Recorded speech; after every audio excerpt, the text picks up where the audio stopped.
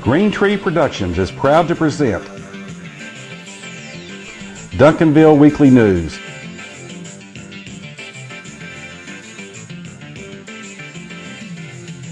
It's the good news just for the City of Champions, Duncanville, Texas. And now, here's your host, John Thompson.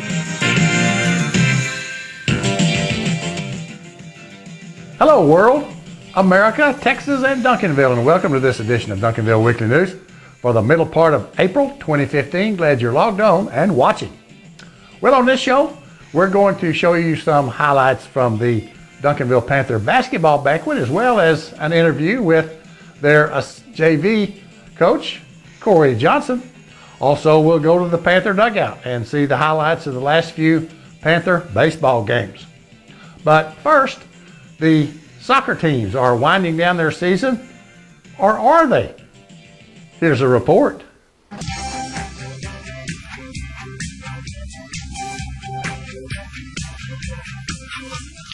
time for the soccer update on Duncanville Weekly News, featuring highlights and recaps of DHS soccer. The soccer update is brought to you this week by Duncanville Optical, featuring polycarb lenses. And now, here's the Duncanville High School soccer update. The girls soccer team finished their season when they lost their by-district game to the Coppell Cowgirls by a 9-0 count. So they end the season with a third-place finish in District H6A and a record of 8-9-2 on the season. Thanks, Coach Jessica Perez, for rejuvenating these Panthers. Hello, this is Duncanville Optical. If someone in your family has an active lifestyle, they may benefit from polycarb lenses in their eyeglasses. You won't see double in polycarb lenses from Duncanville Optical. Polycarb lenses are thinner, lighter weight, and 10 times stronger than standard plastic lenses. When you need eyeglasses, please remember Duncanville Optical, 533 West Wheatland Road in Duncanville. Call today to find out about our polycarb lenses, 972-298-5800. The boys soccer season lives on, and they defeated Colleyville Heritage in their by-district game by a 1-0 score. Then, in the area round, they beat number 2 ranked team in the state, McKinney Boyd, 2-1. Their next stop then now is going to be Region 1 quarterfinal game, and that'll be played Tuesday against Flower Mound at Pennington Field over in the Euless-Hurst, Bedford area. The winner there will advance to the Region 1 tournament this weekend in Midland. Their season record is now 14-6-3. Good luck, Panthers. Hello, Duncanville. My name is Stan Smith, and it's been my privilege to serve as the District 3 City Councilman the last 2 years. Wanted to give you a little update on things in the city. When I came on the City Council, we had a interim city manager. And since that time, we've gone from not really having many people to apply to having a field of over 43 folks applying. We have recently hired a permanent full-time city manager from Wichita Falls, Kevin Hugman. We're very proud to have him on board. He's going to do us a great job. Also, Standard & Poor's has increased our overall bond rating for our city from a AA negative to a AA. We have fully funded our firefighters and police department so that when the fire truck pulls up in front of your house, it's got 4 firefighters on board ready to fight your fire, rather than have 2 on board waiting on the next truck, which may come from Cedar Hill or DeSoto. The last thing I want to tell you about is our 10-year agreement we've recently signed with Eon Reality, a virtual reality software company. They have agreed to bring a entrepreneurial software writing school, virtual reality school to Duncanville. Going to be housed in our old library on the corner of Main and Center, Main and Wheatland. And we feel like we're going to get a lot of good economic development out of this over the years, and certainly going to have some high-tech jobs come to Duncanville that we wouldn't have otherwise. Look forward to those announcements, those national news briefs that you'll be seeing on that issue. And I hope I can count on your vote on May the 9th so that I can represent you another 2 years. Thank you very much.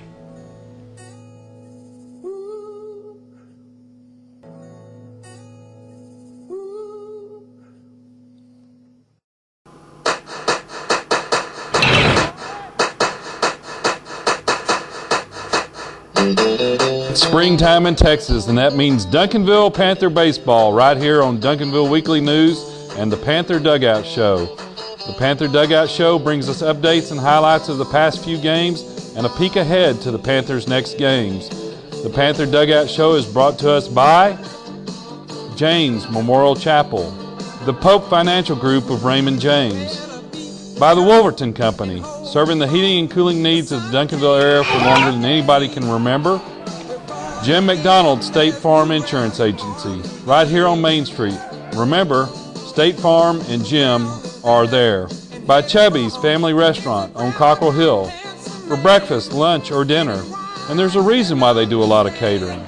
Leon Miller Commercial Properties. Need some commercial space? Call Leon at 972-709-7181. By Roma's Italian Bistro at 100 South Main. Call 972-298-5900 for free delivery or dine-in. Entries are prepared freshly cooked for every order. By Glow Family Dental, General and Cosmetic Dentistry. Your smile is their top priority. They are here at 427 West Wheatland or call 972-298-2027. Glow Family Dental. And by Ambit Energy. You have power options. Call me at 214-918-9981. You'll be glad you did. And now, with the Panther Dugout Show, here's John with all the highlights.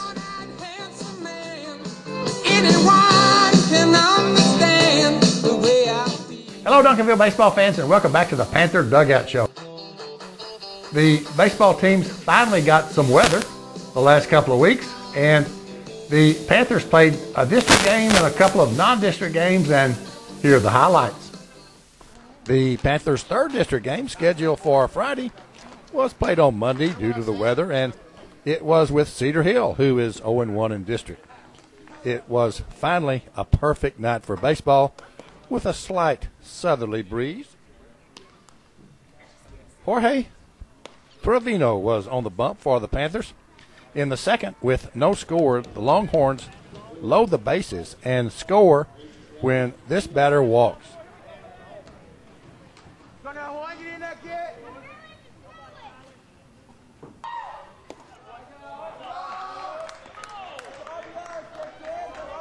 They went on to score 7 runs in that second inning. In the Panther second, sophomore Raul Gonzalez draws a walk. And then with one out, sophomore Alex Sanchez reaches on a second baseman's error to put 2 on with 1 out. Senior David Crone then blasts a long single to left center. And Raul scores, but that's all the Panthers could do, and it's 7-1, Cedar Hill after 2. We move to the Panther fourth, now trailing 8-1, and Raul led off, reaching on a shortstop error.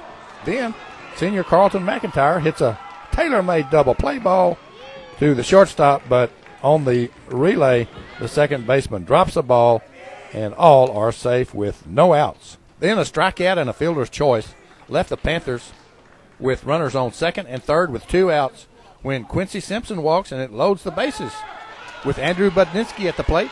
This wild pitch plates Raul, and everybody else moves up.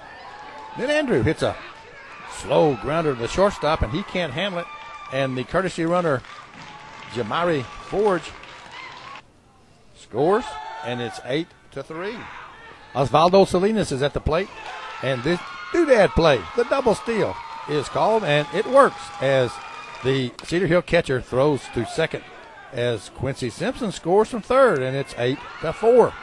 Then Osvaldo grounds to the shortstop, and his throw draws the first baseman off, and Andrew scores from second, and it's 8-5. All this with 2 outs. The next batter was Jorge, and he hits a shot to left center, and the Longhorn left fielder boots it to right center, and Osvaldo scores, and it's 8-6. But that was it. And after 4 complete, it's 8-6, and that's the way it was for both teams as we go to the bottom of the 7th. And courtesy runner Manuel Prado is on first, and he gets picked off to end the game. Final, Longhorns 8 and the Panthers 6, as the Panthers are now 0-3 in district play.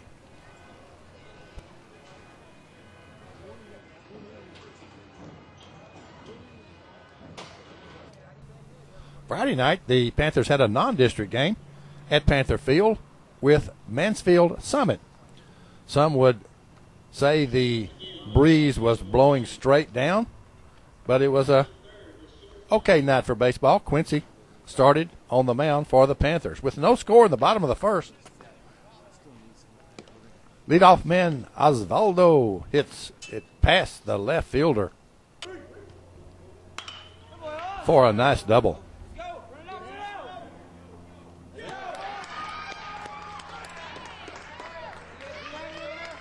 Then Jorge sacrifices him to third.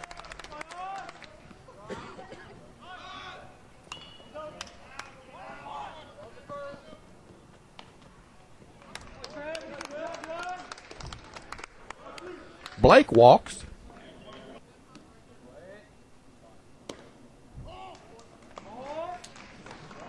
So with Raul at the plate, it's the doodad play, a double steal. And the Summit catcher throws out Blake at second, but Osvaldo scores from third. And it's the Panthers 1-0 after 1 inning. Summit tied it in their first, and so in the Panthers' second, Burt leads off with a walk. Andrew follows, laying down the perfect sacrifice bunt and beats it out as Burt takes second. Then Osvaldo walks to load the bases with nobody out. But with 2 outs and the bases still loaded, Raul is at the plate, and this wild pitch plates Burt, and it's 2-1. After Raul walked to reload, Carlton hits a 2-bouncer to the third baseman, but he can't handle it, and Andrew scores, and after 3, it's 3-1 Panthers. Summit scored 2 to tie it in their third, and then a fourth, Alec walks, and that scores Osvaldo, and it's 4-3 in favor of the Panthers. We move to the 6th, still 4-3, and Osvaldo singles up the middle and gets the second on a bad pickoff attempt. The next batter, Jorge, delivers a base hit to center.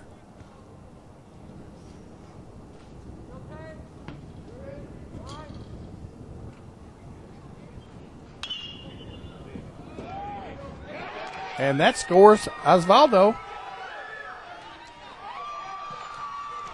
And it's 5-3 as Jorge is on second. Blake Dial's the next batter, and he hits a shot to right field. This scores Jorge to make it 6-3 as Blake rolls into third with a stand-up triple. Then with Carlton at the plate, a wild pitch plates Blake.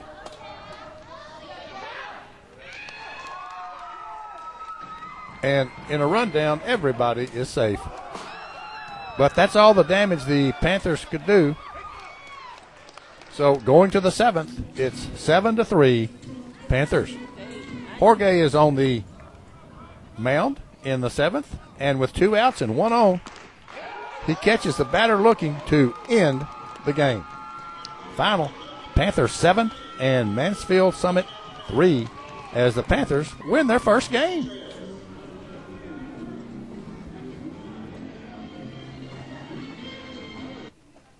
On Saturday, the next day, a beautiful day for baseball, and the Panthers hosted Fort Worth Southwest in another non-district game. The coaches in these two schools have known each other for many years. Junior Bert Guerrero started on the mound for the Panthers in this beautiful Saturday game. Down 1-0 with 2 outs in the first, Blake nails a nice single past the first baseman, but was left stranded. 1-0 after one. Bottom of the third. Now it's 3-0. And Jamari leads off with a single to center. Then just up from the junior varsity, Matthew Garavay. Singles to left, but they're left stranded, and the score stays at 3-0 Fort Worth Southwest. If the Panthers are playing at home, that guy is sitting right there. We go to the bottom of the sixth, trailing 6-0 now, and Alec shows a little power, rattling one off of the new left field fence. Then Andrew gets one by the third baseman, and Alec advances to third.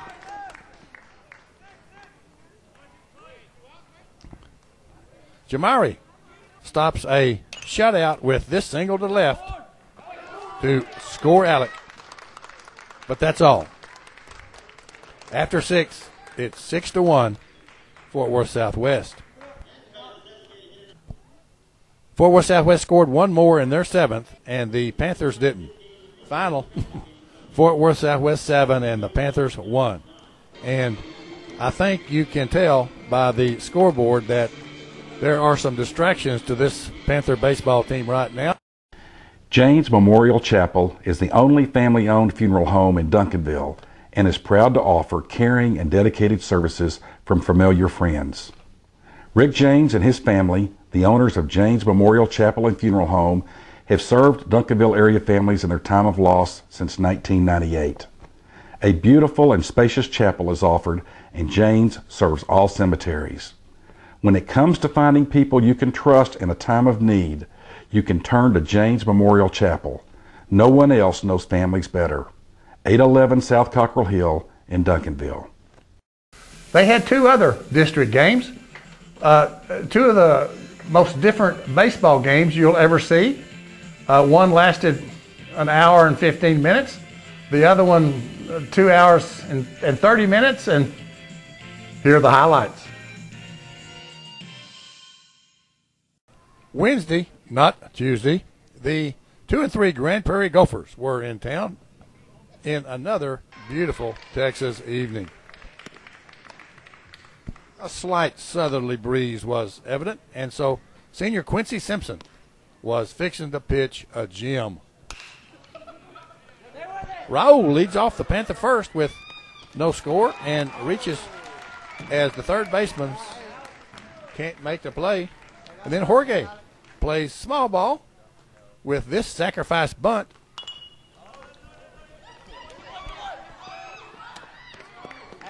And Raul is in scoring position. When Blake grounds out to the right side, Raul gets to third with 2 outs. Then Osvaldo sends a fly ball to center.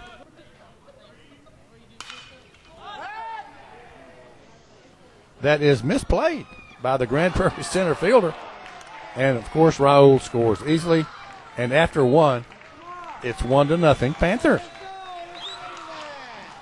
An hour later, and only an hour later, it's still 1-0.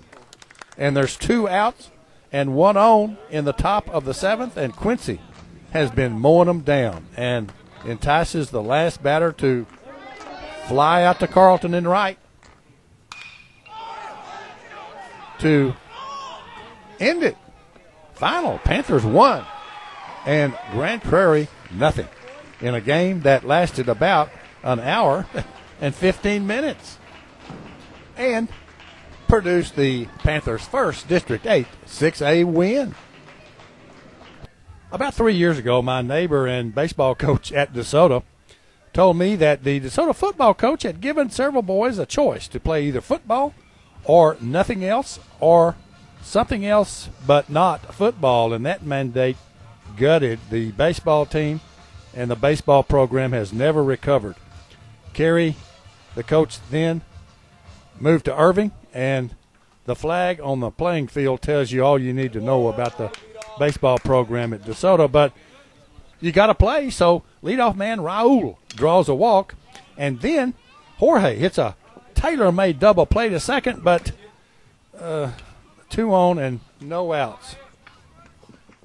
Blake lays down a good sacrifice bunt and moves the runners to second and third, and then with 2 out, Matthew hits a grounder to short that ends up in left field, and both runners score, and it's 2-0 Panthers. Alec said that worked pretty good, so he hits a grounder to short. Pretty much the same result.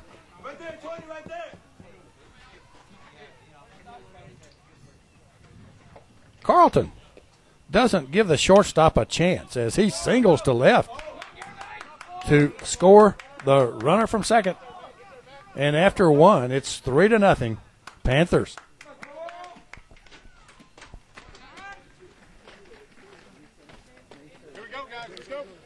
Jorge is on the bump for the game in DeSoto, and he gives up a run in the first, and he gives up 2 in the second, and so it's tied 3-3, leading to the third. Matthew leads off the third with a walk, and then Alec reaches on a second baseman's error.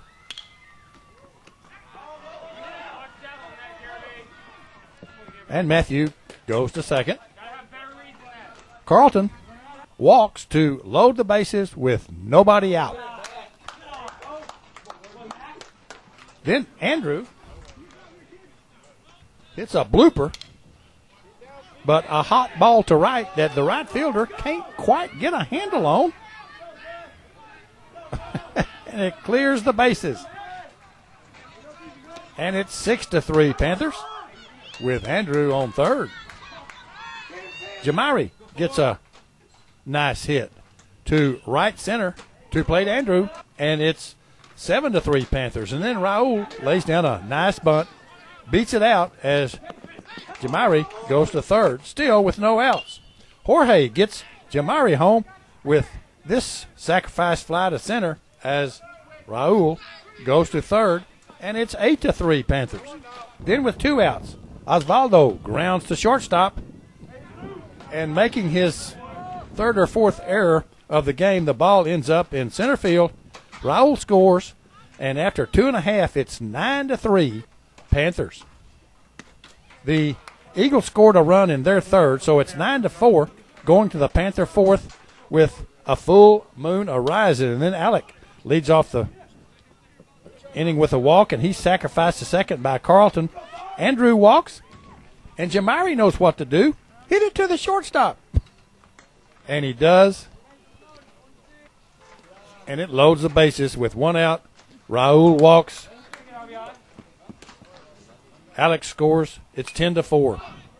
Then Jorge hits it where they ain't, down the left field line, clearing the bases. And it's 13-4. Next is Blake, and he gets an inside the park home run with this effort, and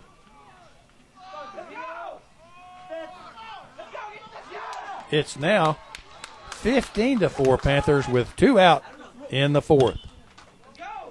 Osvaldo slaps the ball to right for a base hit, and then Matthew follows suit.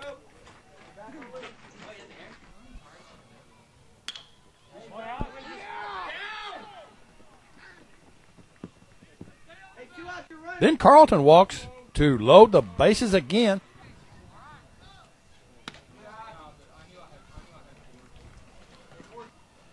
Andrew gets hit in the toe.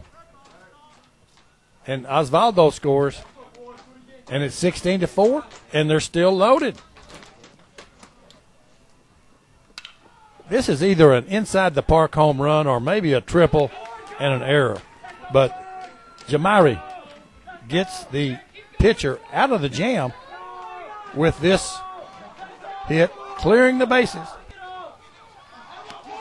And the Panthers dugout is real happy because after 3.5 innings, it's 20-4 Panthers.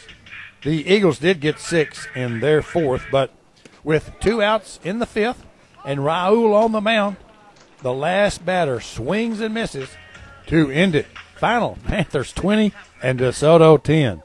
About the only thing on that scoreboard that's right is this final score, as the Panthers in this game matched the number of runs that they had scored in their first 12 games. Each show, we have a play of the week. And in the last couple of weeks, the play was in the Grand Prairie game when senior Quincy Simpson continued his great season pitching with an effort against the Grand Prairie Gophers in the District 8 6A game at Panther Field, when he mowed them down in a game won by the Panthers 1-0, as he scattered 4 hits, leading the way for the Panthers' first district win.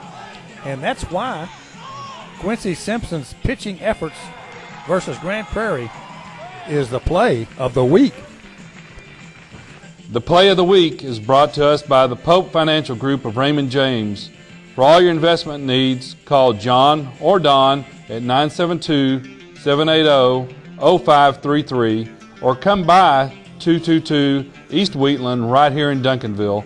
It's the Pope Financial Group of Raymond James. So we're halfway through the district play now in baseball, and here are the current standings in District 8 6A. South Grand Prairie is undefeated in the first round and atop the standings. Midlothian lost only to South Grand Prairie, are second. Mansfield is 4-2. The Panthers, Grand Prairie, and Cedar Hill are all 2-4, and DeSoto is yet to win a game. District play continues, weather permitting, and here are the upcoming games for the Panthers. On Tuesday, they start the second round of games in District 8 6A play at Mansfield, playing the Tigers. And then on Friday, we'll host the district leader, South Grand Prairie. Saturday, they have a non-district game in Frisco at noon. And then on Tuesday, the 14th, they are scheduled to play at Cedar Hill. But Cedar Hill's brand new, beautiful-looking field is unplayable and will be this rest of the season. So you have to stay tuned to see where this game is going to be played, probably at Panther Field. Of course, we'll have highlights of those games on the next show on or about April the 16th, right after that IRS deadline. Corey Johnson is the junior varsity coach at Duncanville High School for basketball, and we had an opportunity to visit with him recently, and here's the interview. We are visiting with Corey Johnson, the junior varsity coach at Duncanville High School for the Duncanville Panther basketball team. He's a 2007 graduate on a state championship team here in Duncanville. Here's a couple of shots of Corey his senior year. He was really the playmaker on this team, a team that went undefeated and won the state championship. Corey, welcome. Tell us what you've been doing since you left Duncanville High School. After graduating, I ended up playing at Trinity Valley Junior College in East Texas for a coach by the name of Pat Smith. After playing 2 years there and after having appendix surgery, I decided to go ahead and leave basketball alone as far as playing and get more into the coaching side. So I transferred to the University of Houston, got my degree in sports administration.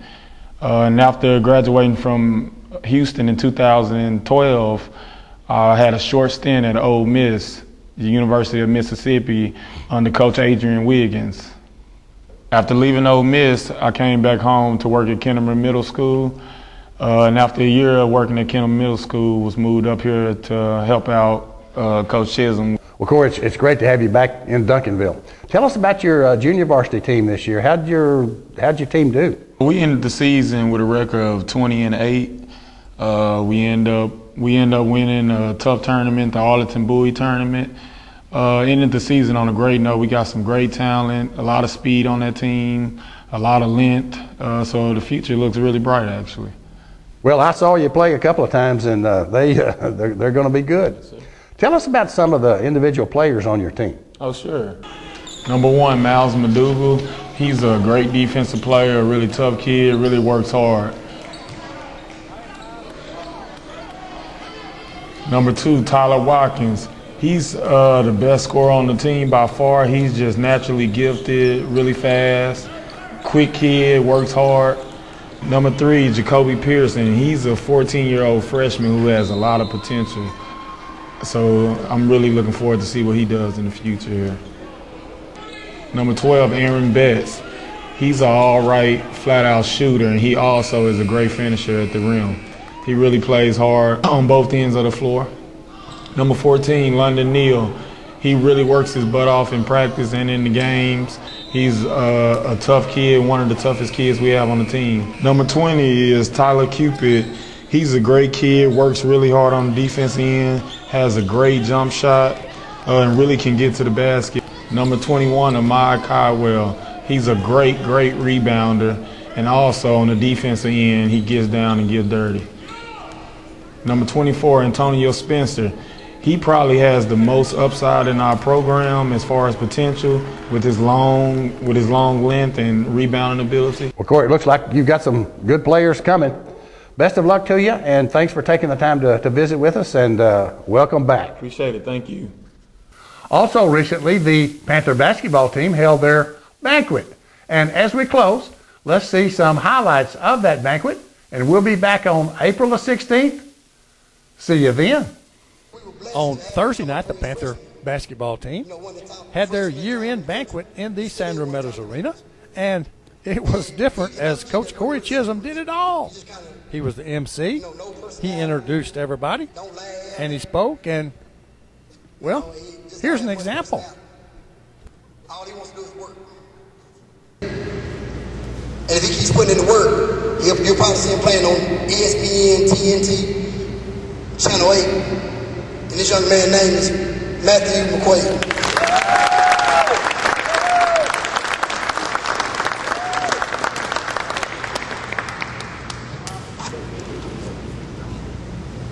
This kid right here is, if I had to close my eyes just to give you a definition of, and I had to draw you a picture of what a Duncanville boys basketball player should look like, play like, act like, what kind of grades he should make, the way he should carry himself, it'll be this young man right here, Chris Smith.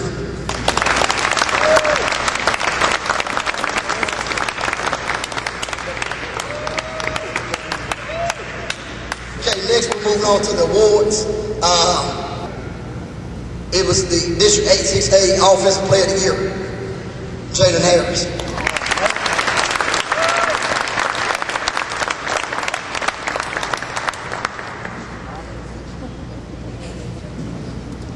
If you could see them coach face, boy, they was in there, ooh, they were hating. They did not like that. They did not like that we winning all these awards. And the last one was the District 86A Most Valuable Player. And another student won by a landslide, Matthew McQuaid.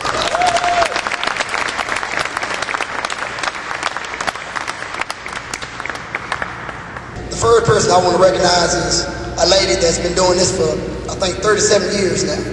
And when I call her my good luck charm, it's just something about when she arrives in the gym, I'm a little more at ease. It was another great banquet and another good year for the Panthers and Corey Chisholm. Volleyball coach, but whatever we need, she's always been there to help us make this transition smooth for us. The next group of people I'd like to recognize is the McQuaid family. Miss McQuaid, if it wasn't for her, we'd probably be sitting on powders eating pizza.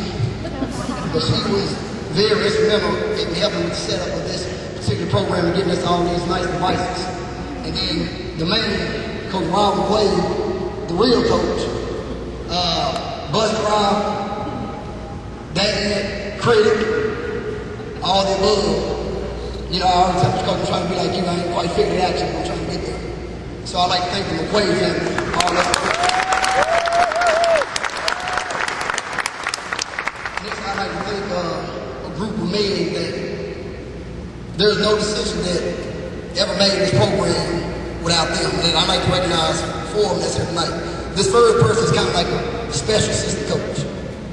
You know, once again, he's the guy that came and kept things together and made my transition that much smoother. And he's still a part of this family because he's blessed us to still continue to coach us. Coach our players in fall leagues, spring leagues, summer leagues. Coach Dave Sykes. This next person is one of my road dogs. When I came home, back home to Duncanville, and we had some vacant coaching positions, I'd have to think about it. They said, Coach, you need a freshman coach. I said, I already got it. Because I know he knows. Not only is he a great coach, he's a great man, great husband, great father. And he don't say much, he just get down to work. Coach Noel Reed. Next, this is a prime example of making a good name for yourself while you're still in high school. Because Coach Sykes was smart than all of us and got out of education and found bigger and better things. I didn't have to think twice about his replacement. And I didn't interview him. I ain't talked to him since he graduated in 07. But I decided to bring him up here because I remember what kind of kid he was when he was in high school, what kind of character he had. So it was a no-brainer. And he did a magnificent job like JB because they're another group that overachieved because of his coaching ability, because of the work he put in. And that's Coach Corey Johnson. This next person, called my right-hand man, my role model. You know, I never met such a perfect person. When I say perfect, I mean perfect. And when you talk about somebody that balances you out, because you know how I am, then compared to what he's like the odd couple. But when I say this man has meant more to me than he'll ever know, because he left Duncanville to come to